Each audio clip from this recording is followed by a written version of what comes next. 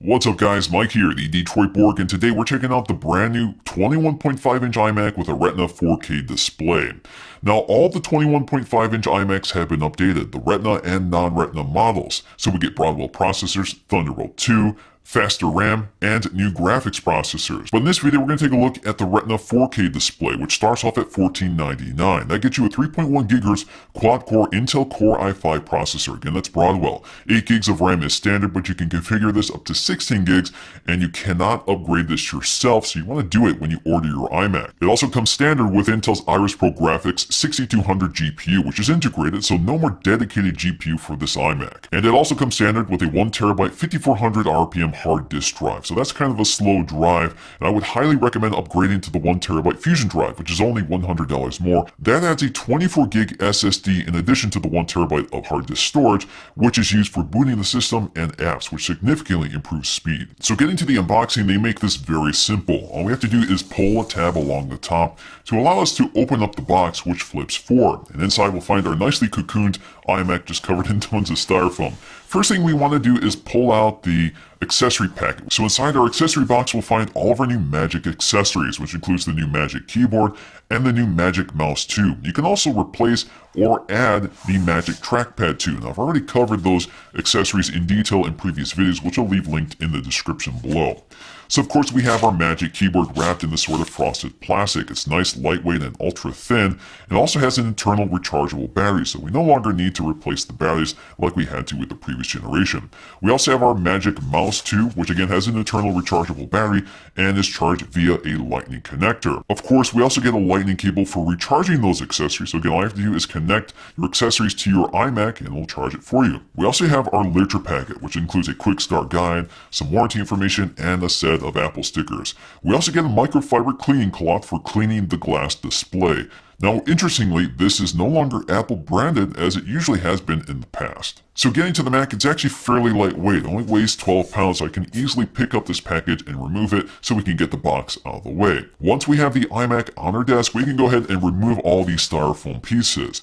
Now, inside one of those styrofoam pieces is the power cord. So all I have to do is remove the plastic, pull it out, and we'll set this aside until we're ready to plug it in. Of course, like all iMacs, it's covered once again in this sort of styrofoam envelope, which we have to peel off. So all we have to do is peel off the flaps along the back side and pull up to set it aside. But wait, there's more. So of course we have plastic covering the pedestal, so all we have to do is peel it off and lift it up so we can get it off entirely. And then we have plastic surrounding the bezel and the front glass. So I'm just going to go ahead and peel off the edges here, and once I've done that, the plastic sheet comes off neatly. Now in terms of the design, it's pretty much unchanged from the previous generation, which is just fine. It's a really nice looking all-in-one computer with this all-aluminum shell with this razor-thin edge. Now of course it bows out toward the center to accommodate all the internals of the computer. So along the back we'll find this pivoting aluminum stand, and it's not spring-loaded like it is on the much heavier 27-inch iMac. Of course, we also have this black Apple logo in the back, which is actually part of the radio system here. So we need some transparency through this aluminum for Wi-Fi to work through this computer, and the Apple logo serves that purpose. Also at the center toward the top, we'll find a set of dual microphones. So again, one faces toward the back and one faces toward the top, and it's etched into the metal and is nearly invisible. Now taking a look at our I.O., it basically looks the same, but it has been upgraded here. So we now have Thunderbolt 2 in addition to 4 USB 3.0 ports, a gigabit Ethernet port, in addition to an SD-XC card slot, and of course a headphone jack, which does integrate optical output if you have a compatible cable. And along the left side, you'll find your concaved metal power button, which has a really satisfying click to it. Also hidden behind the stand is the single-fanned exhaust vent, so it keeps the computer very quiet.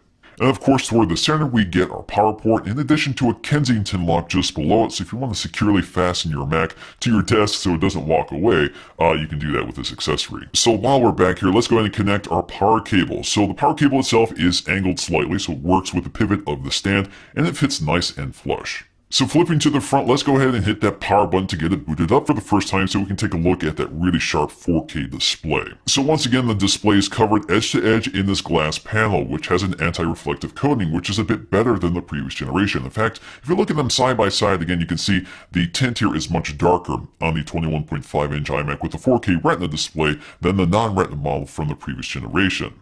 But of course, this is still a glossy display, so you'll still see some of that reflectivity. Toward the top edge, you'll find your FaceTime HD camera, good for 720p video. It's basically the same camera from the previous generation. We also have an ambient light sensor and an LED indicator letting us know when the camera is active. Now toward the bottom we'll find our classic iMac chin, and of course we'll find our Apple logo toward the center. But if you look down below, you can see that Razer Edge incorporates the stereo speakers and the ventilation. It's a really nice design, even though most people won't even see it. And the speakers themselves sound really good. It's actually kind of surprising. You have a good amount of bass and dynamic range, so they sound nice and clear. And I find I really don't need to add external speakers with these. I'm pretty satisfied with them overall. Now carefully laying our iMac down flat, we can take a look at the underside of the pedestal, which is wrapped in this sort of plastic foot, which allows the iMac to move freely across the surface without scratching anything. And of course, all of our regulatory labeling is hidden down here in addition to our serial number. Now getting to the most important part of this review, the display. So once again, we have a 21.5-inch 4K Retina display, but that actually means this has a resolution of 4096 by 2304. That's actually greater than standard 4K, which also means it's using a custom timing controller, the same one used in the 5K iMac. That means this cannot be used for target display mode because it's higher resolution than standard 4K, and the current Apple hardware can't support this resolution over a single cable. But this is a huge improvement over the 1080p display. So if you look at them side by side, you can see just how much clearer the 4K Retina display is compared to the 1080p of the previous generation.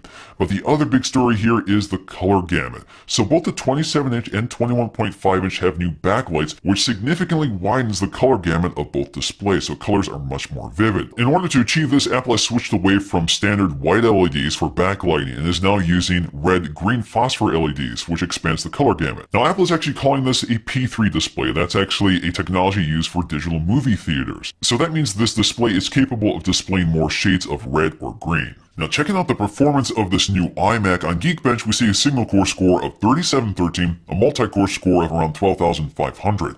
Now if we compare this to the original, or the last time I reviewed the 21.5-inch iMac when it got this super thin design, you can see it's a pretty significant jump. We go from 3,000 to 3,700 and 9,000 to almost 12,500. Now in terms of graphics performance, this is where things get interesting. Remember, we now have integrated graphics instead of dedicated graphics. So with Cinebench, we can see our OpenGL score was around 46 frames per second, and our CPU score was a little south of 600. But if we look at the 2012 iMac with dedicated graphics, we're seeing a slight gain here. Generally speaking, the graphics performance of the integrated graphics is pretty much identical to the performance of the dedicated graphics on the previous systems. Now, the real impediment for this computer is the standard hard disk drive. So if we look at the speed of the disk, you can see the read and write speed are really low. Now, if you compare this to more modern Macs like the 15-inch MacBook Pro, that computer has a read speed of around 2,000 megs and a write speed of around 1,200. That makes a huge difference in terms of performance. So you spend a lot more time watching your icons bounce on the dock as they load. It also means you spend a lot more time looking at the spinning beach ball. But once again, if you get that 1TB Fusion drive, that speed bottleneck goes away. Now, there is a lot to like about this iMac with a 21.5-inch 4K display that's crisp and clear with bright, vivid colors. It's a fantastic display to spend a lot of time behind, especially if you're reading text, looking at photographs, or watching video. And now you can watch full 4K video from YouTube or any streaming service, or if you're a video editor and you want to edit 4K video, you can actually see it on your 4K display. Now, ultimately, I think you have to be really careful about the pricing here. At $14.99, you're only $300 away from the base 27-inch iMac with a 5K Retina display, which gets you discrete graphics in addition to Skylake processors. And of course, an even larger display with more resolution to work with, so you really have to want this smaller form factor. And once you add a 1TB Fusion drive, which I highly recommend, I actually think it's a must here, you get even closer to that baseline 27-inch iMac. But I think it's quite clear that like the 27-inch iMac, this Retina display will be dispersed across the entire lineup, so it should be a lot cheaper within a year. But what do you guys think? Would you prefer the 21.5-inch 4K iMac or the 27-inch 5K iMac for only $200 more? Let me know in the comment section below. So that's going to do for me in this video, guys. Hope you enjoyed it. Thanks for watching, and we'll see you again in the next one.